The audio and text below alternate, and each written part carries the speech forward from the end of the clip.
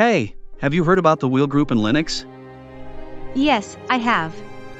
It's a secure method for users to perform administrative tasks. That's right. Members of the wheel group have administrative privileges similar to the root user, but with reduced potential for causing harm to the system. Exactly. They can perform administrative tasks using the sudo command without logging in as the root user. I read that managing privileges within the wheel group is done carefully, especially when adding users to this group. Yes, that's correct. The wheel group information is stored in the etc. group file, which is part of the system setup. And to enhance security further, there is a process to deny wheel group members the ability to change the root password. That's right.